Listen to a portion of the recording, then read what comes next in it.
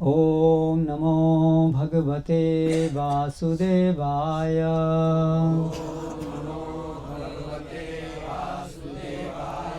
ओम नमो भगवते वासुदेवाय।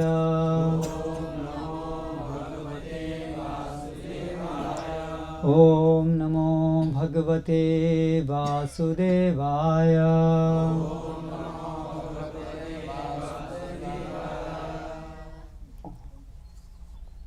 आज हम पढ़ रहे हैं श्रीमद् भागवतम स्कंद 11 अध्याय 3 माया से मुक्ति, श्लोक संख्या 21। तस्मात् गुरुं प्रपद्येत जिज्ञासुः श्रेयः उत्तमं शाब्दे परे च निष्णातं ब्रह्मणि उपशमा आश्रयम्। तस्मात् गुरुं प्रपद्येत जिज्ञासुः श्रेय उत्तमम् शाब्दे परे च निष्णातं ब्रह्मण्युपशमाश्रयम्। तस्मात् अतएव गुरुं गुरु की प्रपद्येत शरण ग्रहण करें, जिज्ञासुः उत्सुक होकर, श्रेयः उत्तमं सर्वोच्च कल्याण के लिए, शाब्दे वेदों में, परे ब्रह्म में, च तथा निष्णातं पूर्णतया ज्ञेय, ब्रह्मणि ब्रह्म के, इन दोनों पक्षों में, उपशमाश्रयम् भौतिक मामलों से विरक्त होने पर स्थित। अनुवाद एवं तात्पर्य अंग्रेजी में द्वारा कृष्ण कृपा मूर्ति श्री श्रीमद् अभय चरणारविंद भक्ति वेदांत स्वामी श्री प्रभुपाद।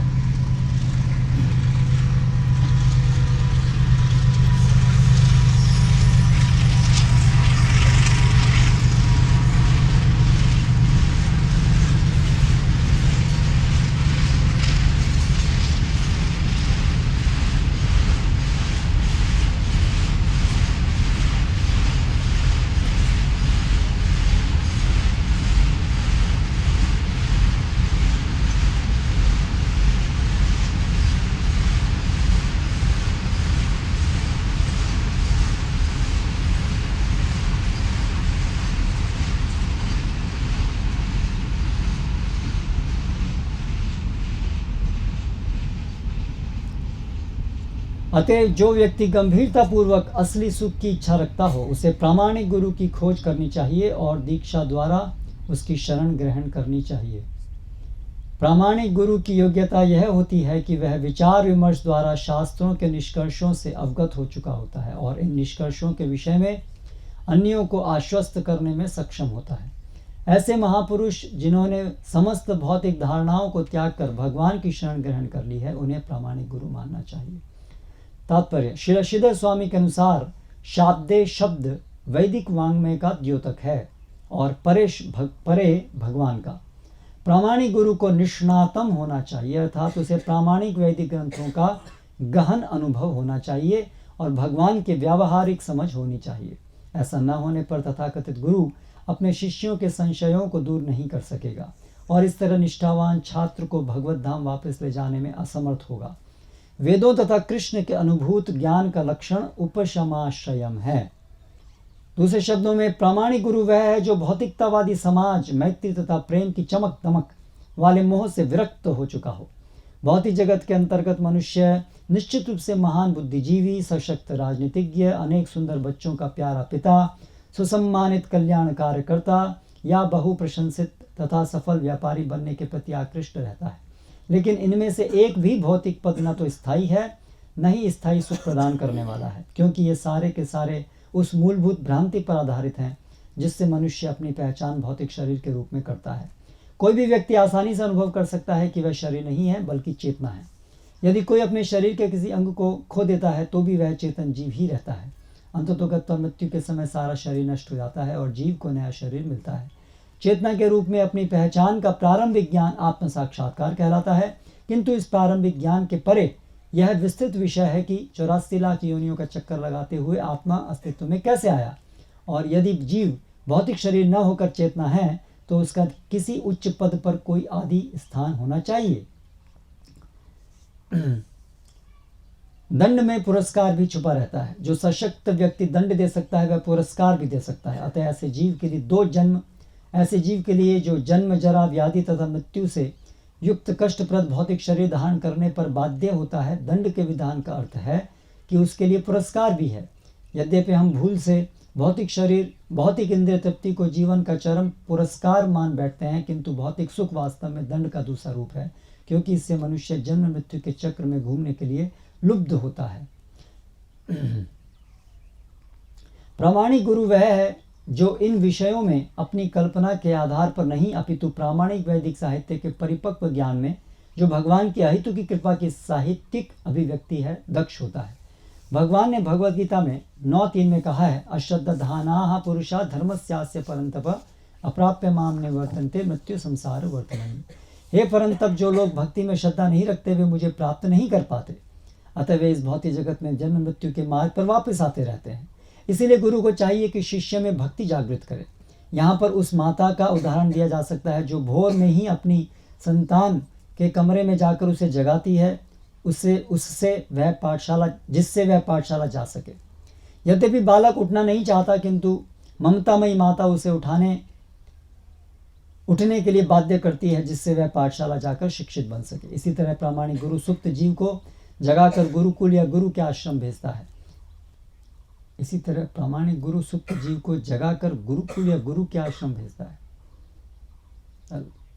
प्रामाणिक गुरु का आश्रम ही तो गुरुकुल कहलाता है, इसमें कहाँ भेजेगा उसको? कुछ जहां उसे पूर्ण ज्ञान प्राप्त हो सके। यदि शिष्य को कृष्ण भावनामृत की महत्ता के विषय में शंका हो तो प्रामाणिक गुरु को चाहिए कि श्रेष्ठ ज्ञान द्वारा उसे दूर करे। जो व्यक्ति कृष्ण या वैदिक ज्ञान के प्रमाण के विषय में शंका रखता है वह प्रामाणिक गुरु नहीं बन सकता। दूसरी ओर किबा विप्र किबा न्यासी शूद्र के न आए, यही कृष्ण तत्ववेत्ता सही गुरु है। किसी भी जाति का व्यक्ति प्रामाणिक गुरु बन सकता है यदि वह कृष्ण के विज्ञान को जानता है। श्री चैतन्य महाप्रभु ने कहा है, यारे देखो तारे कहो कृष्ण उपदेश, हमारा आज्ञा गुरु है तारई देश। प्रामाणिक गुरु का कर्तव्य है कि वह शिष्य को कृष्ण से जोड़े। कोई विद्वान या चिंतक तब तक अन्य जीव को कृष्ण से जोड़ने की शक्ति नहीं रखता जब तक वह स्वयं कृष्ण से जुड़ा न हो। यद्यपि बहुत से क्रीड़ा प्रशंसक व्यायाम संबंधी स्पर्धाओं में उपस्थित रहते हैं और कठिन कर्तव्यों के प्रदर्शन में वाह करते हैं, किंतु भगवान ऐसे दर्शक नहीं वे योग के नाम पर मूर्ख व्यक्तियों द्वारा प्रदर्शित किए जाने वाले आसनों की वाहवाही करते हैं। नहीं भगवान दार्शनिक चिंतन के घटिया दर्जे के प्रयासों से प्रभावित होते हैं। यदि कोई व्यक्ति कृष्ण का प्रेमी नहीं बनता तो कृष्ण से उसका संबंध अप्रत्यक्ष अर्थात माया के माध्यम से होता है। यह विचार कि कोई व्यक्ति आसनों द्वारा या ब्रह्म के मूर्खतापूर्ण चिंतन द्वारा भगवान को आकृष्ट कर सकता है, निस्संदेह माया की उपज है।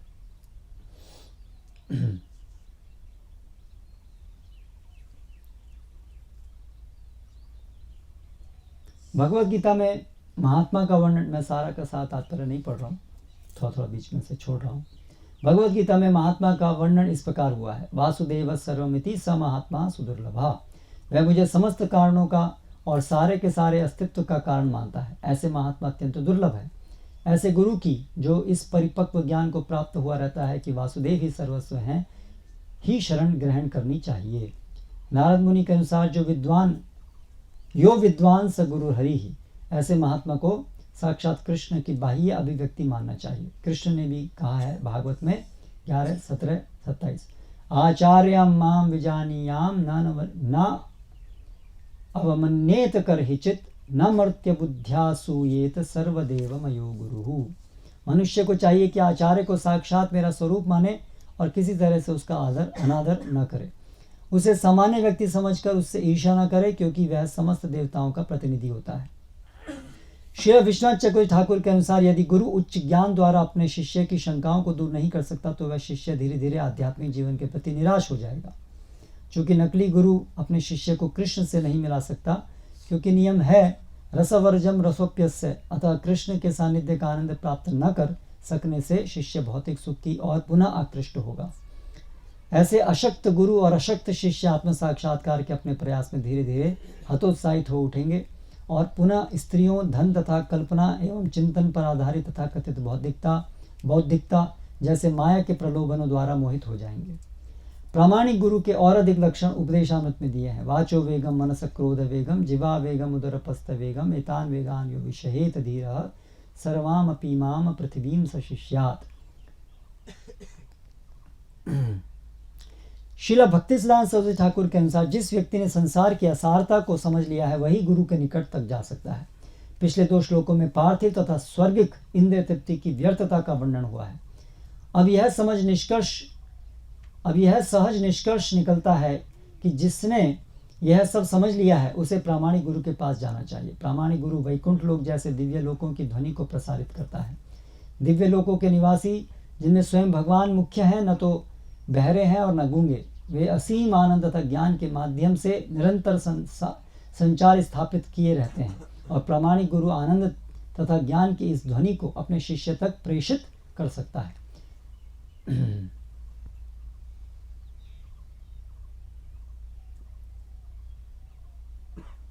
ओम ज्ञानतिमिरान्धस्य ज्ञानञ्जनशलाकया चक्षुरुन्मिलितं येन तस्मै श्रीगुरवे नमः। श्रीचैतन्यमनोभीष्टं स्थापितं येन भूतले स्वयं रूपकदा मह्यं ददाति स्वपदान्तिकं। वन्देऽहं श्रीगुरौ शितः पदकमलं श्रीगुरुन् वैष्णवांश्च श्रीरूपं साग्रजातं सहगणरघुनाथान्वितां तं सजीवं साद्वैतं सावधूतं परिजनसहितं कृष्णचैतन्यदेवं श्रीराधा कृष्णपादान् सहगणललिता श्रीविशाखान्वितांश्च। जय श्री कृष्ण चैतन्य प्रभु नित्यानंद श्री अद्वैत गदाधर शिवासादि गौर भक्तवृंद। हरे कृष्ण कृष्ण कृष्ण हरे हरे, हरे राम राम राम हरे हरे।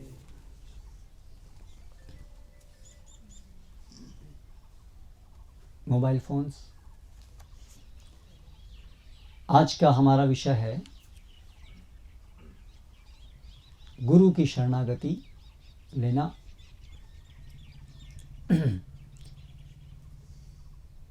बहुत जन्मों के बाद कोई सौभाग्यवान जीव भक्तों के संपर्क में आकर के समझता है कि मैं व्यर्थ ही इस ब्रह्मांड में करोड़ों सालों से भटक रहा हूँ और इस प्रकार अनंत दुख भोग रहा हूँ, और ये भी समझता है कि मेरी स्वाभाविक स्थिति है कि मैं भगवान का दास हूँ, श्री कृष्ण का दास हूँ, और अभी अपनी स्वाभाविक स्थिति में वापस लौटने के लिए पुनः भगवान के साथ दास के रूप में अपने संबंध को स्थापित करने के लिए मुझे भक्ति करनी होगी। और फिर आगे भक्ति कैसे करनी है उसकी प्रक्रिया को फिर वो सुनता है भक्तों के सानिध्य में, जिसका पहला चरण है आदौ गुरु पादाश्रया। भक्ति का वास्तविक आरंभ जो होता है वो गुरु की शरण लेने से होता है। उससे पहले तक जो भी हम कर रहे हैं, दीक्षा गुरु की शरण से पहले जो भी हम भक्ति क्रियाएं करते हैं वो एक तरीके से तैयारी है, भक्ति में विधिवत प्रवेश करने की तैयारी है। जैसे वर्तमान समय में LKG UKG बहुत सारे फर्स्ट क्लास वास्तव में अध्ययन पहली कक्षा से प्रारंभ माना जाता है, जैसे उसको पहली कक्षा बोलते हैं, लेकिन पहली कक्षा से की तैयारी कराने के लिए भी और पहले LKG UKG इत्यादि बच्चे पढ़ते हैं। तो वास्तव में भक्ति आरंभ होती है जब हम गुरु की शरण ग्रहण करते हैं। लेकिन गुरु की शरण करने तो वो भी एक, उसके लिए भी बहुत समझ होनी चाहिए। ऑफ कोर्स निश्चित रूप से सबसे पहले तो अथाह तो ब्रह्म जिज्ञासा, यहाँ से तो आध्यात्मिक जीवन आरंभ होता है। अथाह तो ब्रह्म जिज्ञासा, जब हम ये समझ जाते हैं कि ये जगत के अंदर भोग करना के प्रयास व्यर्थ हैं, अभी मुझे जानना होगा कि वास्तविक सत्य क्या है, इसको कहते हैं ब्रह्म जिज्ञासा। तो यहाँ से आध्यात्मिक जीवन शुरू होता है। फिर आध्यात्मिक जीवन के अंतर्गत जब हम भक्तों के संग में आते हैं, तब हमें वास्तव में ब्रह्म क्या है, परम सत्य क्या है, कृष्ण और ब्रह्म सत्य का भी सर्वोच्च जो स्तर है, यानी पूर्ण पुरुषोत्तम भगवान, उसकी जो जानकारी है वो तो केवल भक्तों के संपर्क में आने से ही होती है। इसीलिए भक्त संग भक्ति में प्रवेश करने के लिए अत्यंत आवश्यक है, भक्ति संपन्न करने के लिए आवश्यक है, और भक्ति में पूर्णता प्राप्त करने के बाद भी भगवान की सेवा भक्तों के संग में होती है। इसलिए भक्त संग आरंभ में और हमेशा से अत्यंत महत्वपूर्ण है।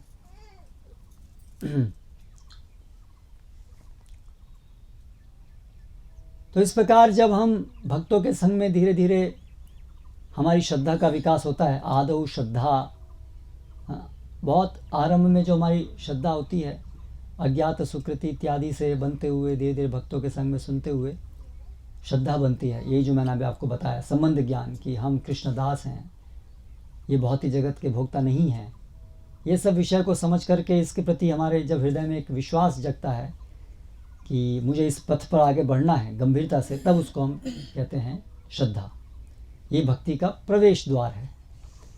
और फिर उसके बाद फिर हम स्वयं अपने आप से जाकर के साधुओं का संग करते हैं, सत्संग करने का प्रयास करते हैं, उसको बोलते हैं, वो अगला स्तर है साधु संग, आदौ श्रद्धा तथा साधु संग। और साधु संग में और अधिक हमारी श्रद्धा का विकास होता है। भक्ति की प्रक्रिया क्या है उसको हम समझते हैं, गुरु के महत्व, गुरु की शरण में जाने के महत्व को समझते हैं, गुरु के लक्षण क्या होते हैं, कौन व्यक्ति कौन गुरु हैं, इस बात को समझते हैं। उसके बाद फिर अगले स्तर पे हम लोग आने के लिए तैयार हो जाते हैं, जिसको बोलते हैं भजन क्रिया।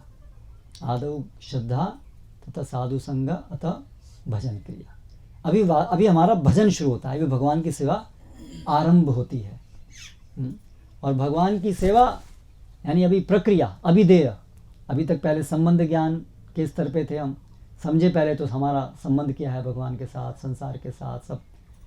फिर उसके बाद अभी संबंध समझने के बाद भजन क्रिया यानी अभिधेय प्रारंभ होता है। उस भजन क्रिया के अंदर प्रथम चरण है आदौ गुरु पादाश्रय। तो इसलिए से इस तरह से अभिधेय का आरंभ होता है गुरु की शरण में जाने से। इसीलिए यहाँ पर इस श्लोक में कहा गया है जिज्ञासु श्रेय उत्तम। जो व्यक्ति भी अपना श्रेय चाहता है, जो कोई भी अभी इस अनित्य संसार से निकलकर वापस अपनी स्वाभाविक स्थिति में जाना चाहता है, उसको बोलते हैं श्रेय। और क्षणिक सुखों के पीछे भागना उसको बोलते हैं प्रेय। तात्कालिक सुख जो अनित्य है, जो अज्ञानता पे आधारित है, लेकिन वास्तविक सुख, वास्तविक स्थिति को प्राप्त करने के लिए प्रयास, उसको बोलते हैं श्रेय। तो जो श्रेय के लिए गंभीर है, उसके लिए मार्गदर्शन है। तो अब आपको क्या करना चाहिए? तस्मात् गुरुं प्रपद्येत। अब आपको गंभीरता से गुरु की शरण में जाना चाहिए। इसीलिए हम सभी को तैयारी करनी है शरण ग्रहण करनी। हम भगवान की शरण ग्रहण करने के लिए को चाहते हैं ना, समझ रहे हैं कि हम भगवान के दास हैं। तो फिर अभी भगवान की शरण ग्रहण कैसे होती है? भगवान के एक प्रतिनिधि की शरण ग्रहण करने से भगवान की शरण ग्रहण करने के मार्ग में हम प्रशस्त होते हैं। भगवान की शरण बिना गुरु के नहीं कर सकते हैं, क्योंकि शरण ग्रहण करना वो एक अनुशीलन का विषय है। शरण ग्रहण करने के अंतर्गत धीरे धीरे हमें हमारी सभी अशुद्धियों को निकालना होता है। भगवान के प्रति सेवा की भावना को दृढ़ता से स्थापित करना होता है, सभी भ्रांत धारणाओं को निकालना। और ये प्रशिक्षण का विषय है, क्योंकि हम बहुत समय से आदी हैं, अभ्यस्त हैं इस भौतिक जगत का भोग करने के लिए। तो इसीलिए हमें बहुत कठोर या सुनियोजित प्रशिक्षण की आवश्यकता होती है भगवान की शरण ग्रहण करने के लिए।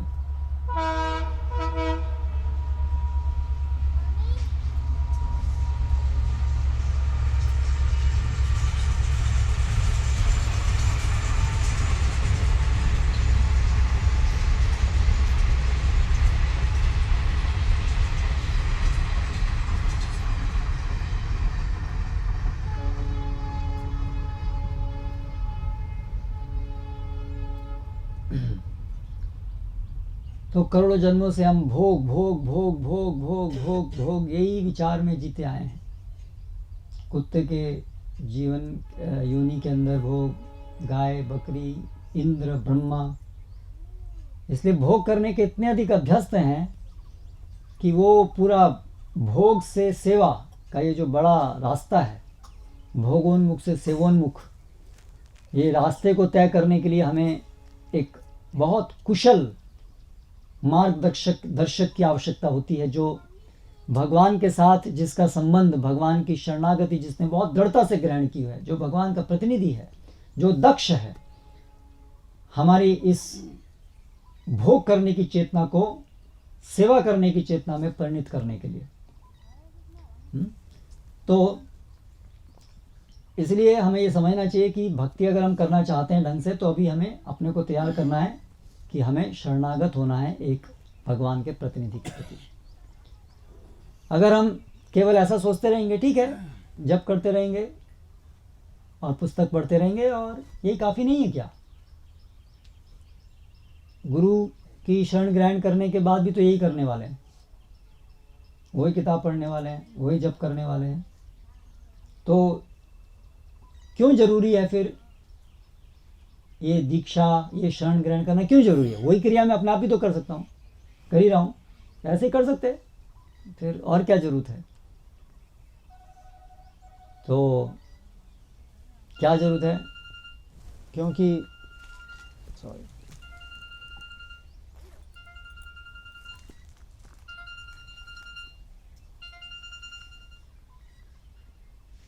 यहाँ टावर आता नहीं, लेकिन इस जगह बहुत अच्छा टावर है।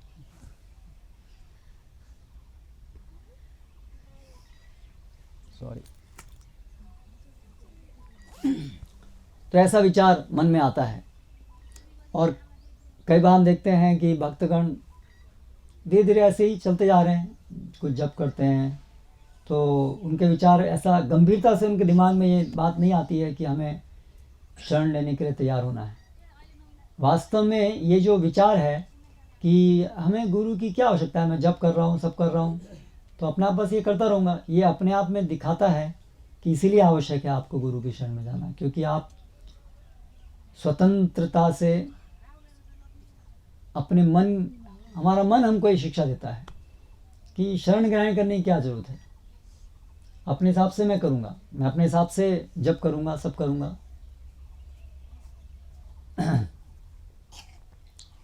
वास्तव में एक दृष्टि से, या एक दृष्टि नहीं, शास्त्र के नियम के अनुसार भगवान नाम लेने में तो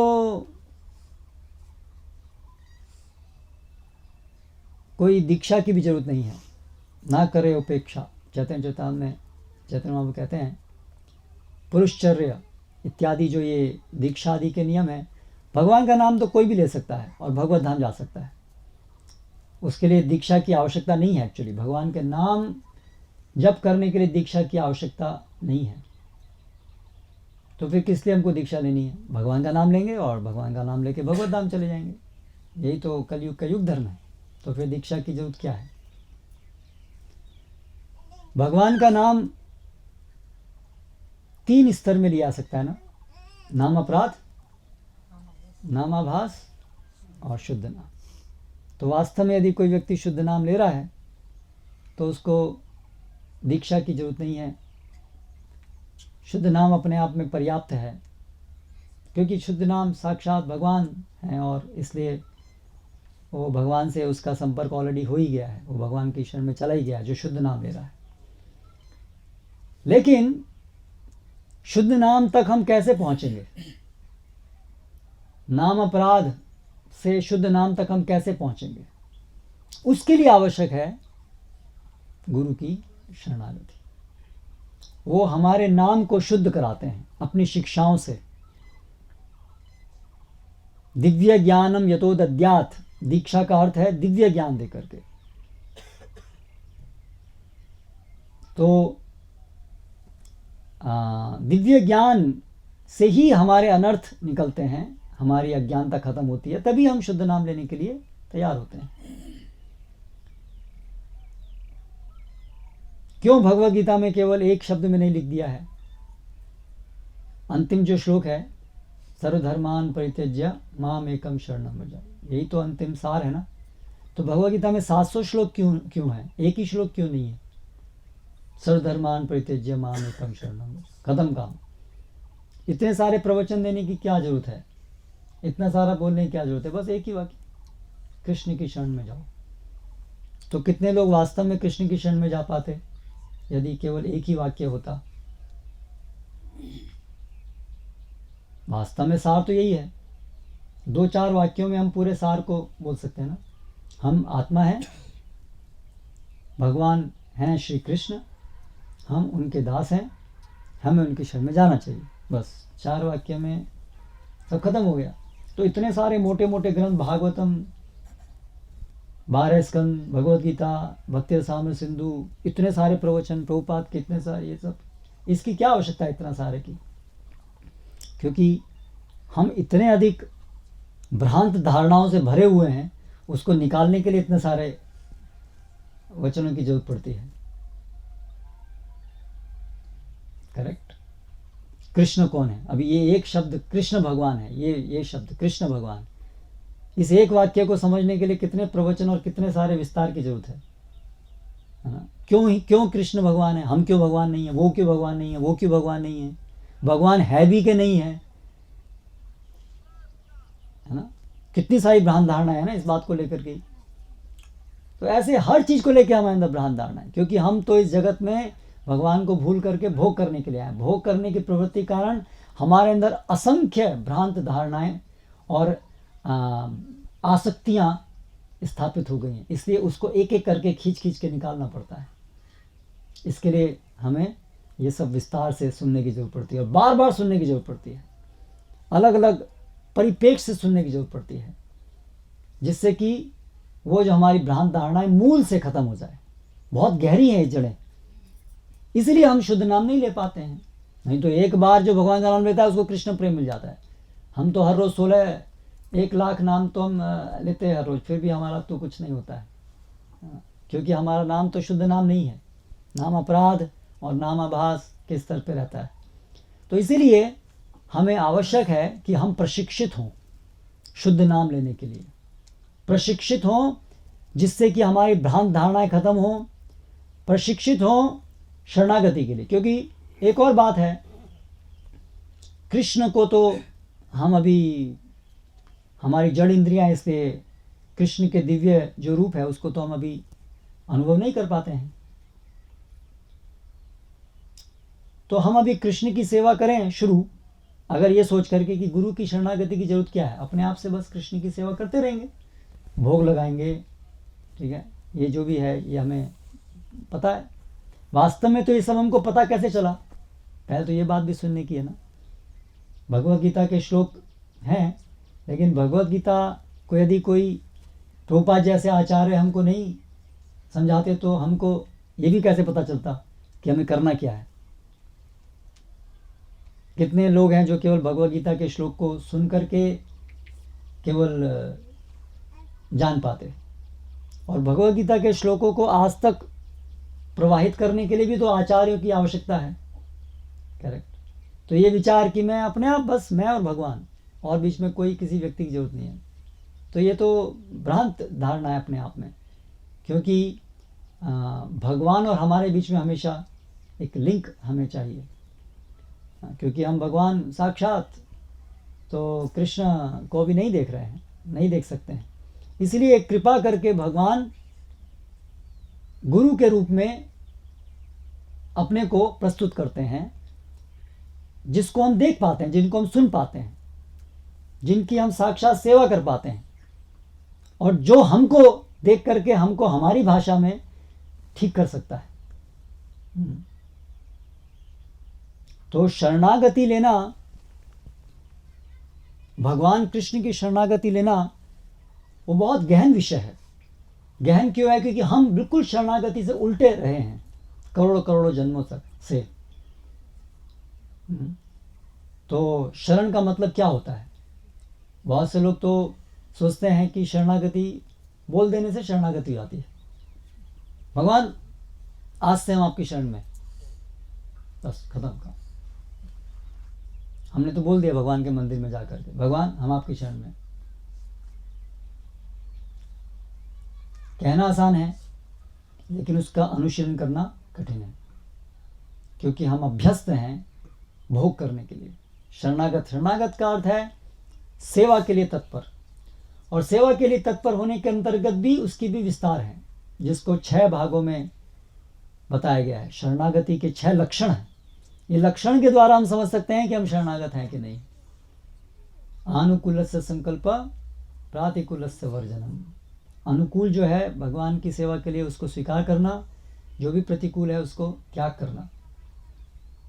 रक्षिष्यति विश्वास, भगवान अपने शरणागत की हमेशा रक्षा करते हैं। गोप्तत्वे वर्णन तथा, और भगवान ही हमको पाल रहे हैं। हर चीज़ हम पूरी तरह से भगवान पर ही निर्भर हैं और हमारा कोई आशय नहीं है, ये समझ होना। भगवान की इच्छा ही अपनी इच्छा होना, और हमेशा से अपने को तुच्छ जानना। तो ये सब लक्षणों के आधार पर हम शरणागत होते हैं। अभी हमारा स्वभाव इन 6 के 6 चीज़ों से विपरीत है।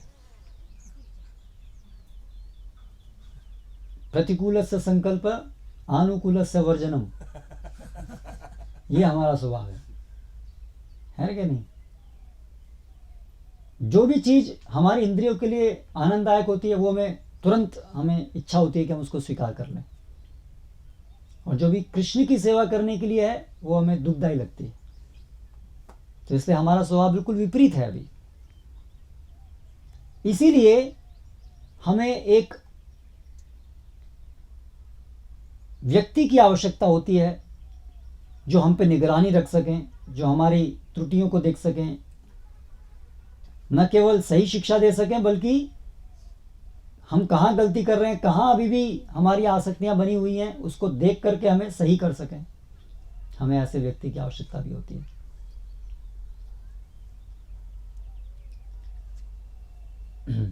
हमारे अंदर धोखा देने की प्रवृत्तियाँ भी रहती हैं। हाँ, हम भगवान के बहुत बड़े भक्त हैं, हम ये सेवा कर रहे हैं, वो सेवा कर रहे हैं, लेकिन मन के अंदर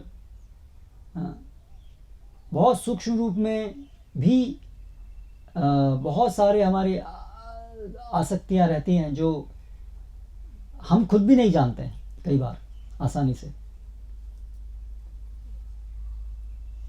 तो इसलिए गुरु जो है वो दक्ष होते हैं, इसलिए वो देख पाते हैं ये जो बात है, ये जो धारणा है, ये भक्ति के विरुद्ध है, ये भगवान की सेवा के विरुद्ध है। क्योंकि हम तो सेवा करने के बिल्कुल इच्छुक नहीं हैं, तो सेवा होती कैसे, वो कैसे जानेंगे? भगवान को क्या चाहिए, भगवान की क्या पसंद है, ये कैसे जानेंगे? उसकी बहुत सूक्ष्मताएं हैं। भगवान महान व्यक्ति हैं, उनकी बहुत व्यक्तित्व के अंदर बहुत सारी डिटेल्स हैं। भगवान को क्या पसंद है, छोटी से छोटी चीज़ें हैं। भगवान को किस प्रकार की भावना प्रसन्न करती है, किस प्रकार की चेतना भावना अप्रसन्न करती है, तो उसके लिए हमें प्रशिक्षण की आवश्यकता होती है। और गुरु खुद इसमें दक्ष हैं, इसलिए वो हमें सिखा सकते हैं, है ना। श्रील प्रभुपाद की पुस्तकों से हमें विस्तार से जब हम सुनते हैं तो धीरे धीरे हम समझ में आता है कि हमें ऐसा करना है, ऐसा नहीं करना है।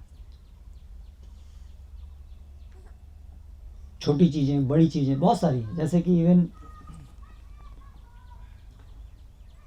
हमें क्या पहनना है, क्या नहीं पहनना है, कैसे बोलना है, कैसे नहीं बोलना है, इतनी छोटी छोटी चीज़ों के लिए भी भगवान, हर चीज़ के बारे में भगवान को क्या पसंद है, क्या नहीं पसंद है, हर चीज़ के बारे में।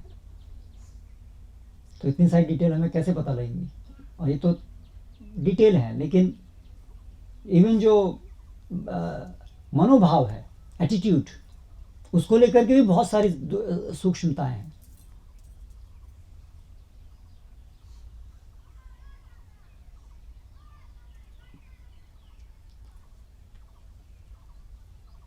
आपस में दो भक्त हैं, आपस में उनका कुछ सेवा को लेकर के विवाद है या किसी चीज़ को लेकर के विवाद हो गया, तो कैसे डील करना है, भगवान को क्या पसंद है, कैसे हम जानेंगे ये सब डिटेल्स।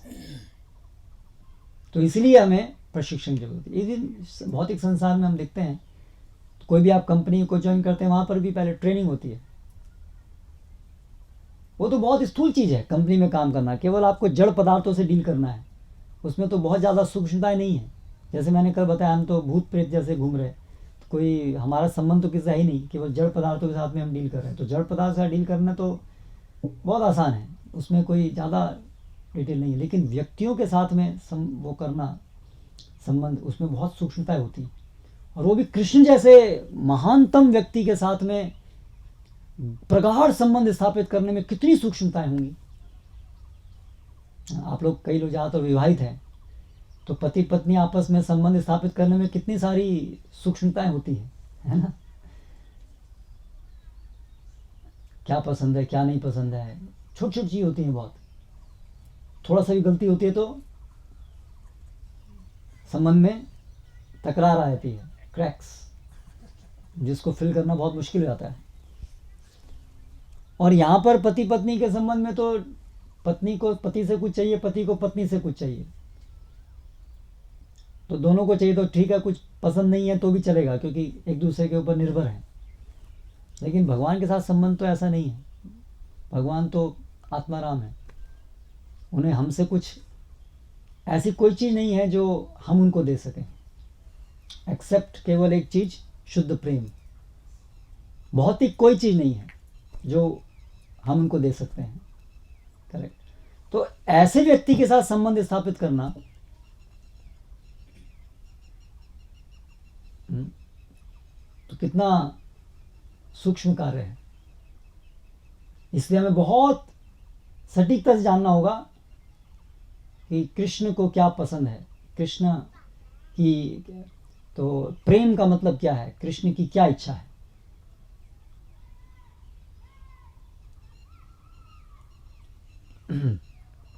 इसीलिए हमें आवश्यक है कि हम गुरु से ये सब चीज़ें जानें। तो इसलिए भ्रांत धारणा नहीं होनी चाहिए कि हम अपने आप भक्ति कर लेंगे। अपने आप भक्ति करना, ये विचार ही अपने आप में माया का विचार है। तो शरणागति, तो ये जो भगवान के प्रति शरणागति है, हम उसको पहले एक गुरु के प्रति, जो भगवान का प्रतिनिधि है, उसकी शरणागति के माध्यम से सीखते हैं। क्योंकि गुरु हमारे सामने, आंखों के सामने हमें साक्षात आंखों से दिख सकते हैं, हम उनकी व्यावहारिक रूप से सेवा कर सकते हैं, हम उनके वचनों को सुन सकते हैं, हम उनसे प्रश्न कर सकते हैं, भगवान से प्रश्न कर सकते हैं। ठीक है, भगवद गीता है, पुस्तकें हैं, लेकिन फिर भी तो प्रश्नों के उत्तर देने पर प्रश्न फिर भी उठते हैं ना।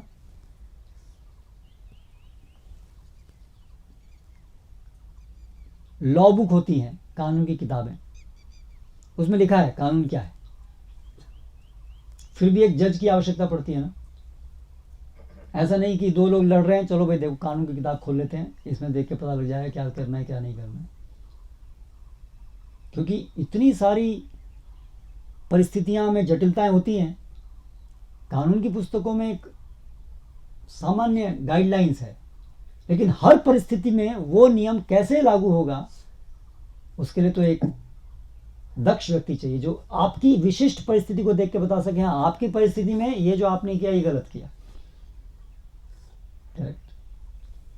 तो कितना अधिक ये सत्य है भगवान के विषय में, तो शास्त्रों में वर्णित है सब, लेकिन शास्त्रों का जो भी ज्ञान है उसको व्यावहारिक रूप से हर परिस्थिति में कैसे अप्लाई करना है, उसके लिए एक दक्ष व्यक्ति के मार्गदर्शन की जरूरत पड़ती है। इसलिए हम देखते हैं हमारे जीवन में हमें प्रश्न उठते हैं, पुस्तक हम पढ़ रहे हैं फिर भी उसका समाधान नहीं हो रहा है, तो फिर इसलिए हम गुरु के पास जा सकते हैं। जैसे अर्जुन गए, समझ में नहीं आ रहा। अर्जुन बहुत शास्त्रों के ज्ञाता थे। अर्जुन के जो तर्क आप सुनेंगे, वो जो दे रहे हैं कि मुझे युद्ध क्यों नहीं करना है, तो अर्जुन के तर्क तो शास्त्र पे आधारित है।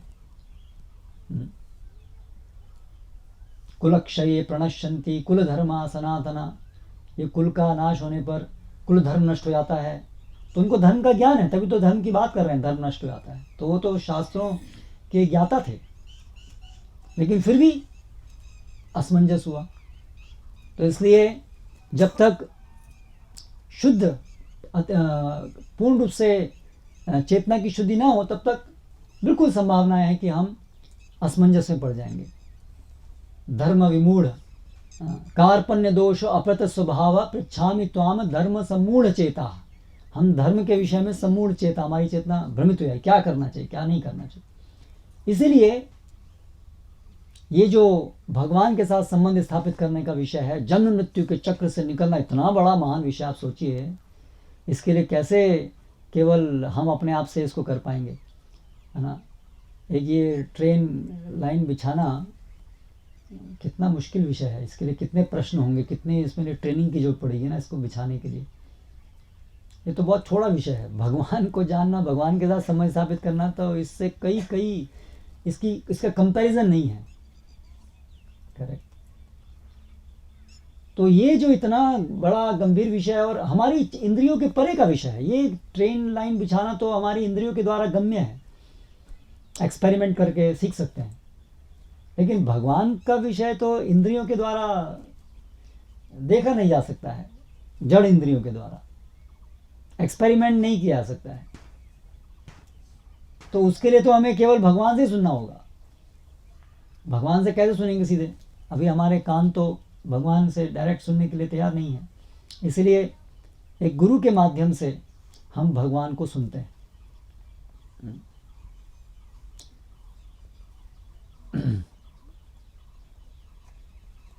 फिर वो हमारी गलतियों को कौन निकालेगा? हम तो सोच रहे हैं हम बहुत अच्छे भक्त हैं, सब बिल्कुल अच्छे से करते हैं, बहुत बढ़िया भक्ति कर रहे हैं, है ना।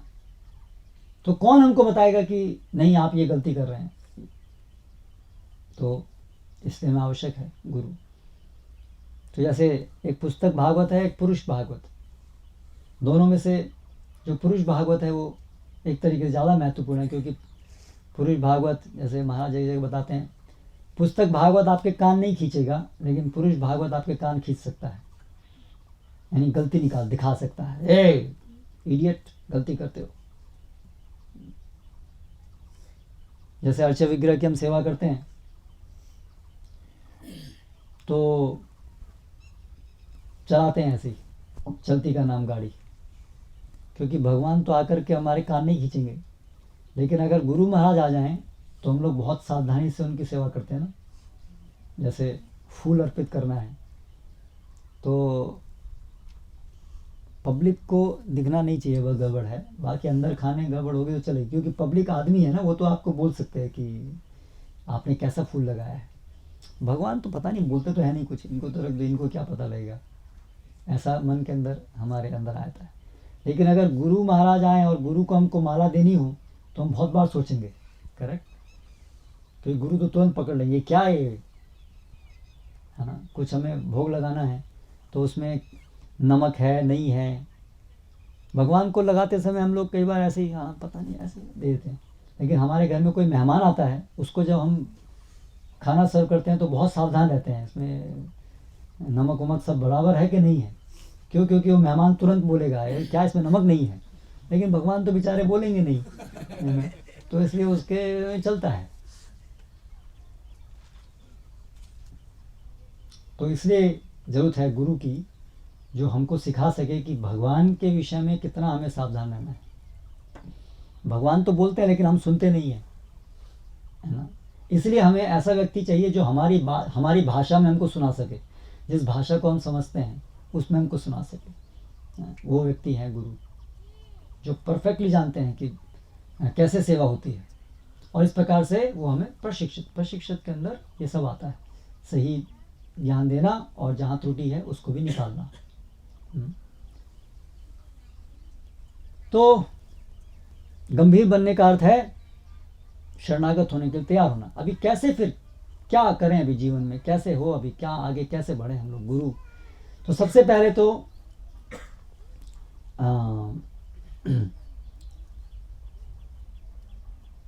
भगवत गीता का जो ज्ञान है, जो आधारभूत ज्ञान है, वो पहले हमको पता होना चाहिए गुरु बनाने से पहले। एक और भ्रांत धारणा है, कई लोग गुरु बनाने के लिए इतने उत्सुक होते हैं कि पहली बार मिले, आप ऐसे मत लेटिए। ये भगवान के बारे में चर्चा चल रही है, कोई बेडरूम नहीं है कि हम लोग ऐसे ही कैसे भी चाहे लेट जाए ना। तो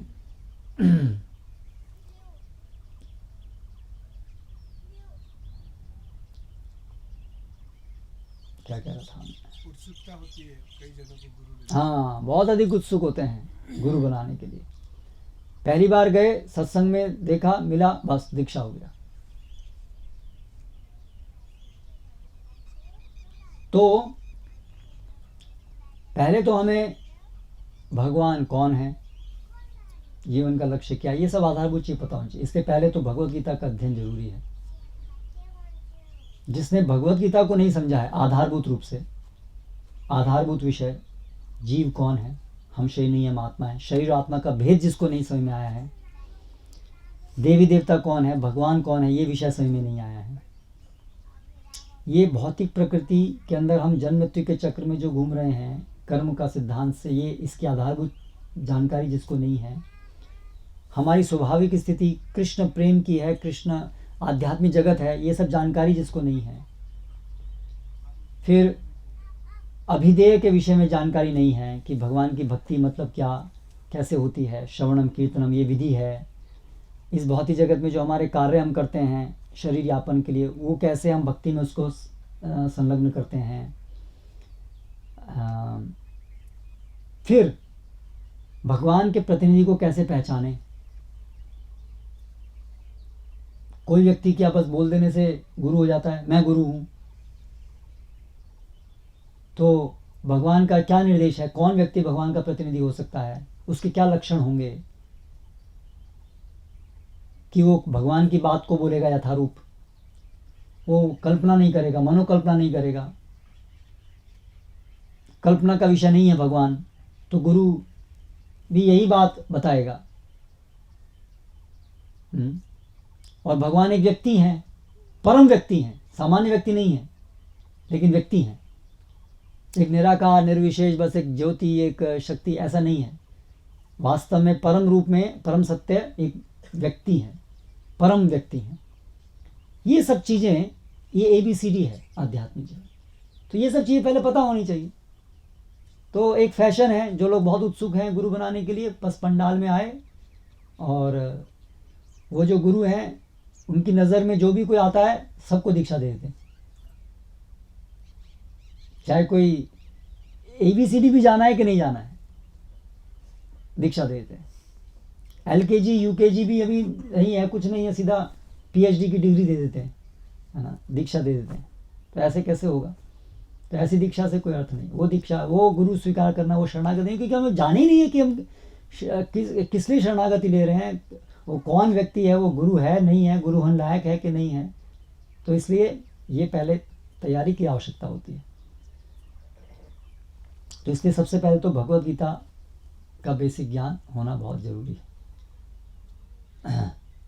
फिर भगवत गीता के ज्ञान के बाद में जब हमको ये उत्सुकता हो जाए कि अभी हमें भगवान को अपना जीवन समर्पित करना है, हमें भगवान के साथ संबंध स्थापित करना है, जो व्यक्ति इस बात में गंभीर हो गया है वही व्यक्ति गुरु को पहचान पाएगा। जब तक ये उत्सुकता नहीं है तब तक आप, अन्य कोई आपके अंदर उत्सुकता है, इसका मतलब जब तक भगवान को शरणागत होने की उत्सुकता नहीं है, तो इसका मतलब और कोई बहुत सारी उत्सुकताएं बाकी हैं।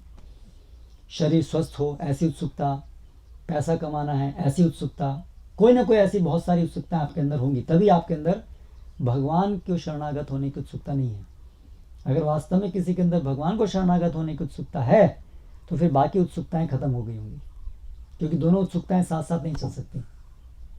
ठीक है, जो इस भौतिक जगत से चैप्टर क्लोज, अभी भौतिक जगत में और एडवांसमेंट नहीं करना है, इसमें कोई एडवांसमेंट नहीं करना है, बेकार है। बस जितना ज़रूरी है शरीर के लिए उतना करना है, वो तो भक्ति के लिए एक आवश्यकता है इसलिए। बाकी जीवन का लक्ष्य तो भक्ति है केवल। जो इस निष्कर्ष पे पहुंचता है वही वास्तव में गुरु चुन सकता है, क्योंकि वो देख सकता है कि फिर कौन है वो जो मुझे भगवान को दिखा सकता है, भगवान तक दिखा सकता है। मतलब क्या, भगवान कोई हमारे इंद्रिय भोग के विषय नहीं है कि बहुत सारे टूरिस्ट होते हैं, आओ हम आपको आगरा ताजमहल दिखाएंगे। तो ऐसे गुरु को नहीं है कि हाँ आओ भगवान को देखना, आ जाओ देखो, ऐसे नहीं है भगवान। भगवान को देखने का अर्थ है कि हम भगवान के सेवा के लिए तत्पर हो जाएंगे, जिससे कि भगवान हमें देखने के लिए देखना चाहेंगे। तो ये है भगवान को देखने का अर्थ है कि भगवान जब प्रसन्न होकर के हमें देखना चाहेंगे, जब भगवान प्रसन्न होंगे हमसे कि यस ये अभी सेवा करना चाहता है, तो ऐसा व्यक्ति वो गुरु है। तो ये उत्सुकता होनी चाहिए। और फिर तो समझ होनी चाहिए पहले, संबंध ज्ञान होने के बाद में फिर उत्सुकता होनी चाहिए। ऐसा नहीं कि बस संबंध ज्ञान है, जान लिया, अभी हम जान लिया, हम शरीर नहीं आत्मा है, भगवद गीता एक बार पढ़ लिया, बस खत्म हो गया, अभी हमारी जिज्ञासा खत्म हो गई। जानना चाहते थे सब क्या है, अभी थोड़ा पता लग गया, अभी वापस अपना काम धंधा करना सब शुरू करेंगे। ये भी योग्यता नहीं है, केवल जिज्ञासा थी बस, एक बार जानना है सब क्या है। बस होता ना मन में कुछ, हर बार हर जगह जाकर के एक बार जानना है सब क्या है। तो हम ये भी वहाँ भी गए, बहुत सारे लोग बहुत जगह से घूमते रहते हैं अलग अलग सोसाइटीज़ के अंदर, है ना। ये वहाँ गए, वहाँ पर एक सुना, जान लिया, ये है, अभी नेक्स्ट जानना है, अभी नेक्स्ट जानना है। ऐसे ही यहाँ पर भी आते हैं। भगवद गीता को भी एक बात तो जीवन में पढ़ना है, बस पढ़ करके फिर जान लिया, हाँ भगवद गीता में ऐसा ऐसा बताया। तो उनको बस ये इच्छा है, मुझे अपना नॉलेज बैंक बढ़ाना है। उनको भगवान के शरणागत होने की इच्छा नहीं, उनका जीवन का लक्ष्य है नॉलेज बैंक बढ़ाना है। IAS की तैयारी करते हैं तो उसमें बहुत सारा जनरल नॉलेज बहुत चाहिए उसके लिए, बेकार की बातें बहुत जानने को। तो ऐसे वो सोचते हैं ये भी एक ऐसे ही है, बस एक ज्ञान। तो वो भी योग्यता नहीं है गुरु स्वीकार करने, वो व्यक्ति योग्य नहीं है। लेकिन जो उत्सुक है, जैसे अर्जुन उत्सुक थे कि हे भगवान न मे प्रपश्यामि ममापनुद्यात् यशोकमुच्छोषणमिन्द्रियाणाम् अवाप्य भूमावसपत्नरिद्धम राज्यम सुराणाम अपि चाधिपत्यम। अर्जुन कहते हैं कि भगवान अगर ये तीनों लोकों का राज्य मुझे मिल जाए, ये भूमंडल का राज्य, भूलोक का, ये पृथ्वी का राज्य की तो क्या बात, यदि मुझे देवताओं इत्यादि का राज्य मिल जाए तो भी ये जो मेरा शोक है वो खत्म नहीं होगा। इसलिए मैं आपकी शरण में आना चाहता हूँ, केवल आप ही उस शोक से मुझे निकाल सकते हैं। तो जिस व्यक्ति को ये समझ में आ गया है कि भौतिक सुख कुछ भी है वो मुझे सुखी नहीं कर सकता, वो मेरी अवास्तविक आवश्यकता नहीं, तो ऐसी मानसिकता चाहिए गुरु को स्वीकार करने के लिए, क्योंकि तब हम तत्पर हैं भगवान को शरणागत होने के लिए। हाँ, तो और फिर गुरु को हम पहचान पाएंगे, और गुरु मतलब जो भगवान को यथारूप बताए। तो हमारे वर्तमान परीक्षा में हम देखें वैवाहिक रूप से, तो गुरु अर्थात वो जो श्रील प्रभुपाद का सही से प्रतिनिधित्व करें। तो सबसे पहले तो हमारी भगवान कृष्ण में श्रद्धा डेवलप होनी चाहिए कि कृष्ण भगवान हैं, हम आत्मा हैं, हम जीव हैं, भगवान के दास हैं। फिर वर्तमान समय में भगवान की जो शिक्षाएं हैं वो हम तक पहुंचाने वाले एक शुद्ध भक्त हैं श्रील प्रभुपाद, इसमें हमारी श्रद्धा निष्ठ होनी चाहिए। और प्रभुपाद की पुस्तक जब पढ़ेंगे, कम से कम भगवद गीता और भगवद गीता पे आधारित कुछ अन्य छोटी किताबें, आत्म साक्षात्कार का विज्ञान, कुछ भागवतम भी, कुछ स्कंद कम से कम, तब जाकर के आपके अंदर, और भक्तों से संपर्क में रह करके सुनेंगे प्रभुपाद के विषय में, प्रभुपाद ने क्या प्रचार किया, कैसे किया, प्रभुपाद के जीवन को भी जानेंगे, प्रभुपाद कैसे निस्वार्थ भाव से भक्ति का प्रचार किया। ये सब जानने के बाद तो आपके हृदय में, और जानना और फिर अपने जीवन में प्रभुपाद की शिक्षाओं को अनुशीलन करना, जप करना, अर्च विग्रह को की सेवा करना किसी रूप में, तो किसी स्तर पे, तो जब ये करेंगे तब तो जाकर के आपको प्रभुपाद के अंदर श्रद्धा आपकी स्थापित होगी प्रभुपाद के ऊपर, कि प्रभुपाद सच्चे शुद्ध भक्त हैं। हाँ, फिर उसके बाद में आप आगे बढ़ेंगे तो ठीक है। अभी हमें वर्तमान में प्रभुपाद के कोई अनुयायी जो प्रभुपाद के तक हमको ले जा सकें और प्रभुपाद के माध्यम से फिर भगवान तक ले जा सकें, अभी हमें ऐसे एक व्यक्ति जो इस समय एक शरीर के अंदर हैं, जिनको हम देख सकें, जिनसे हम सुन सकें, जिनसे हम प्रश्न कर सकें, ऐसे व्यक्ति की हमें आवश्यकता है ना। फिर आप इस स्तर पे आएंगे, इस निष्कर्ष पे आएंगे, है ना। तो फिर आप अभी ढूंढना शुरू करेंगे कौन है वर्तमान समय में जो प्रभुपाद के ही प्रभुपाद का प्रतिनिधित्व कर रहे हैं। तो हमारी इस्कॉन सोसाइटी के अंतर्गत ऐसे वरिष्ठ शिष्य हैं प्रभुपाद के, जो वर्तमान समय में गुरु का कार्य कर रहे हैं, उसकी जिम्मेदारी को निभा रहे हैं। तो ऐसे उनके हम संपर्क में आना चाहेंगे, उनको फिर संपर्क में आकर के संपर्क में आए और फिर धीरे धीरे हमें खुद ये विश्वास होना चाहिए कि हाँ, ये जो व्यक्ति हैं ये प्रभुपाद का प्रतिनिधित्व कर रहे हैं, प्रभुपाद के अनुसार बोल रहे हैं, भगवान कृष्ण के अनुसार बोल रहे हैं। क्योंकि प्रभुपाद भगवान कृष्ण के अनुसार बोलते हैं, इसलिए जो प्रभुपाद के अनुसार बोलता है वो भी भगवान कृष्ण के अनुसार बोलता है। तो इस तरीके से हम जान पाते हैं कि वो भगवान के प्रतिनिधि है, क्योंकि वर्तमान समय भगवान की शिक्षा हमारे तक आ रही है प्रभुपाद के माध्यम से। वो हमें पहले हमने कंफर्म कर लिया है कि प्रभुपाद भगवान के प्रतिनिधि। इसलिए अभी प्रभुपाद का प्रतिनिधित्व कौन कर रहे हैं, क्योंकि गुरु जो हैं वर्तमान परिप्रेक्ष्य के अंतर्गत भगवान की शिक्षाओं को यथारूप हमें तक पहुंचाते हैं। तो इसलिए प्रभुपाद निकटवर्ती हमारे आचार्य हैं। तो प्रभुपाद का कौन प्रतिनिधित्व कर रहे हैं, प्रभुपाद की शिक्षाओं के अनुसार ही कौन हमें शिक्षा दे रहे हैं, प्रभुपाद के ही अनुसार हमें जो प्रशिक्षण दे रहे हैं, ऐसे व्यक्ति को हमें देखना चाहिए। तो कैसे देखेंगे, उनको कैसे जानेंगे कि वो प्रभुपाद के कोई प्रतिनिधि है कि नहीं है। तो उसके लिए आपको प्रभुपाद की पुस्तकों का ज्ञान होना चाहिए। और फिर आप देखिए जो भी वो बोल रहे हैं, क्या प्रभुपाद भी ऐसे ही बोल रहे हैं, जैसा प्रभुपाद बोल रहे हैं वैसे ही वो बोल रहे हैं कि नहीं बोल रहे हैं। उनका जो पूरा भाव है, उनका जो पूरा एटीट्यूड है, मूड है, क्या वो प्रभुपाद की तरह है कि नहीं है। उनके वचन, उनका जो भी बोल रहे हैं, जो डायरेक्शन वो हमको दिखा रहे हैं, क्या वो प्रभुपाद के डायरेक्शन के अनुसार है कि नहीं है। तो इसलिए बिना प्रभुपाद की पुस्तक पढ़े हुए कैसे आप दीक्षा लेंगे। जिन्होंने प्रभुपाद की पुस्तक नहीं पढ़ी है, कम से कम भगवत गीता कई बार, एक बार नहीं कुछ बार, है ना, और आधारभूत छोटी किताबें सब नहीं पढ़ी हैं, प्रभुपाद के प्रवचन कुछ नहीं सुने हैं, तो तब तक तो वो जान ही नहीं पाएंगे कि प्रभुपाद क्या कहते हैं। तो उससे पहले तो तैयार नहीं है वो लोग दीक्षा लेने के लिए। फिर उसके बाद वो जिनको आपको पता लग रहा है कि हाँ ये एक वरिष्ठ हैं और ये गुरु की जिम्मेदारी भी ले रहे हैं, फिर उनसे आप सुनिए जानने के लिए कि हाँ जो प्रभुपाद से मैंने सुना है, जो मैं जाना हूँ प्रभुपाद यही बोलते हैं और यही दीक्षा यही मार्ग दिखा रहे हैं, भगवान कृष्ण भगवद गीता में जो बता रहे हैं ये वही बता रहे हैं, ऐसा। हाँ, तो उसके लिए हमें भी उन व्यक्ति को सुनना होगा। इसलिए शास्त्र में नियम है कि कम से कम 1 साल तक जो भी भावी गुरु हैं उनसे हमको सुनना चाहिए, 1 साल तक कम से कम। ऐसा नहीं on the spot Diksha on the spot नहीं होती है। कम से कम 1 साल तक आपको उनसे श्रवण करना होता है, जिससे कि आपकी श्रद्धा उनमें निष्ठ हो सके। क्योंकि आपको शरणागत होना है ना, आपको केवल दीवार पे उनका फोटो चिपका देने से सीमित नहीं होना है, आपको उनको अपना जीवन समर्पित करना है।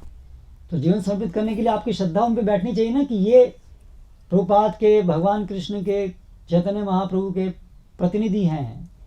इनका आचरण और इनकी भाषा, इनका प्रचार दोनों ही परफेक्टली कृष्ण और प्रभुपाद के अनुसार हैं। ये विश्वास आपके अंदर होगा तभी तो आप शरणागत होंगे उनको। तो इसलिए आपको 1 साल कम से कम उनको, कम से कम 1 साल सुनना, जिससे कि आपके अंदर वो पूर्ण विश्वास आ सके। हाँ, और इसलिए प्रक्रिया है कि 6 महीना सुनने के बाद में फिर हम आश्रय ग्रहण करते हैं, हम अपने को प्रस्तुत करते हैं उन गुरु के सम्मुख कि हम आपसे दीक्षा लेना चाहते हैं। फिर और 6 महीने का पीरियड होता है जिसमें आप और सुनते रहते हैं, और फिर अभी गुरु भी आपको परखते हैं कि क्या आप वास्तव में दीक्षा लेने लायक हैं कि नहीं हैं, आप किस हेतु से दीक्षा लेना चाहते हैं, क्या वास्तव में आप गंभीर हैं कि नहीं हैं। तो गुरु भी आपको देखते हैं। और फिर और 6 महीने, कम से कम 6 महीने के बाद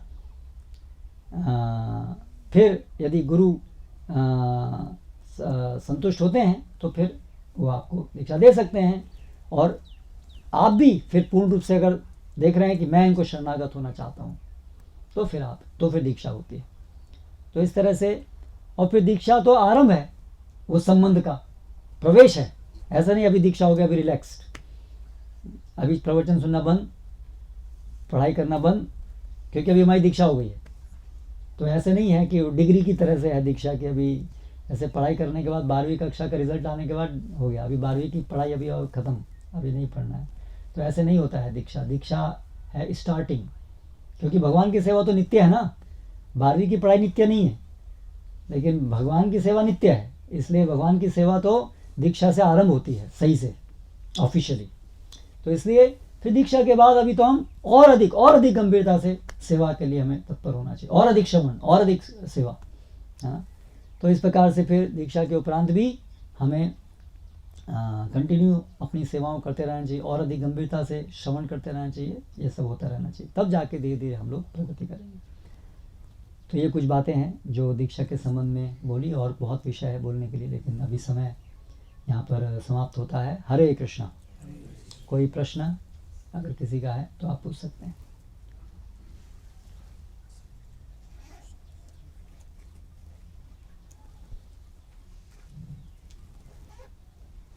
हरे कृष्ण प्रभु जी। जैसे आपने अभी दीक्षा के संबंध में बताया, तो इतना उसका योग्यता होना चाहिए, लेकिन वर्तमान समय में हम देखते हैं किसका, गुरु का योग्यता या शिष्य का? शिष्य का योग्यता। लेकिन वर्तमान समय में हम इस्कॉन के अंतर्गत भी ये नहीं देखते हैं, जैसे कोई भी सोलहमाला, यही उसका वो है योग्यता, क्राइटेरिया। तो बाद में 16 माला भी ये इनके प्रकार हैं। तो बुक्स तो पढ़े नहीं है हम, ये कोई दीक्षा लेना चाहता है, हम मंदिर अथॉरिटी को भी कभी बात करते हैं, इसका अभी टाइम नहीं हुआ है, तो वो बोलते हैं तुम अधिकारी नहीं हो, हम अधिकारी हैं। तो इस अवस्था में वो जो नए व्यक्ति है वो उनको तो दीक्षा चाहिए, वो गंभीर भी नहीं है, जो मंदिर अथॉरिटी भी ऐसा है, तो उस समय में हमें कैसे उनके साथ डीलिंग करें। तो प्रश्न है कि कभी हम देखते हैं कि कुछ लोग होते हैं वो इतने गंभीर नहीं हैं, पुस्तक नहीं पढ़ी है प्रभुपाद की, लेकिन फिर भी कभी कभी मंदिर में अधिकारी ऐसे हैं जो थोड़ा ऐसे ही बोलते हैं कोई बात नहीं तुम दीक्षा ले लो। तो क्या करना चाहिए? मुख्य रूप से हमारी कक्षा का जो आज विषय था वो पहले आदर्श रूप में क्या होना चाहिए वो बताना था। जो आप बता रहे हैं वो एक ऐसी अवस्था है जो आदर्श नहीं है, तो उस आदर्श नहीं है ऐसी अवस्था में इंडिविजुअली आपके केस में जहाँ पर आप हैं वहाँ क्या करना चाहिए, वो एक ज़्यादा एक इंडिविजुअल सिचुएशन, व्यक्तिगत सिचुएशन को लेकर के है। तो उसमें तो सिचुएशन को देखना पड़ेगा, उसमें बहुत सारी चीज़ क्या क्या हैं, वो स्पेसिफिक केस को देख करके उसके अनुसार हमें क्रिया करनी होगी। लेकिन मुख्य रूप से हमारा जो आज का विषय है वो तो एक सामान्य सिद्धांत को जानना है। तो उसके लिए तो हमें आपके साथ बैठ करके क्या आपकी स्थिति परिस्थिति वहाँ क्या है उसके अनुसार मार्गदर्शन दे सकते हैं। जनरल मार्गदर्शन सबके लिए जैसा नहीं होगा, वो आपकी परिस्थिति अलग होगी, किसी की परिस्थिति अलग होगी, किसी अलग होगी। तो इसलिए वो विषय अच्छा है व्यक्तिगत रूप से डिस्कस किया जाए। और कोई प्रश्न? तो कितने आप लोग अभी दीक्षा के लिए लेना हाँ अभी हमें कुछ ऐसे भक्त हैं जो पुस्तक नहीं पढ़ सकते। हाँ तो सुन सकते हैं ना, हाँ सुन सकते हैं, तो पढ़ना सुनना दोनों। तो नियमित रूप से सुने, प्रभुपाद की पुस्तकों से सुने, कोई पढ़ रहा है उसको सुने, प्रवचन सुने, और कोई प्रभुपाद पुस्तक पढ़े उसको सुने। तो ऐसा ज्ञान भगवत गीता का सुनने के लिए कान चाहिए, पढ़ना एक्स्ट्रा है। तो आप में से कितने लोग सोच रहे हैं मन में अभी कुछ कि दीक्षा के लिए मन बनाया है, तैयारी कर रहे हैं शरणागत होने के लिए? है कोई? 1 2 3 4 5 6 7 8 9 लोग। और कितने लोग हैं जो दीक्षा ले चुके हैं? 1 2 3 4 5। ठीक है। तो और कई लोग हैं जो अभी लगता है अभी नए हैं, जिन्होंने अभी तक ये इस प्रकार से गंभीर विचार नहीं किया है। तो इसमें कोई गलती नहीं है, अगर आपने अभी तक नहीं किया है तो हम सभी भी ऐसे ही प्रगति करते हैं। तो आप भी आगे आइए धीरे धीरे और जानिए भगवद गीता को, जिससे कि आप भी धीरे धीरे आगे प्रगति कर सकेंगे। हरे कृष्णा। श्रील प्रभुपाद की जय।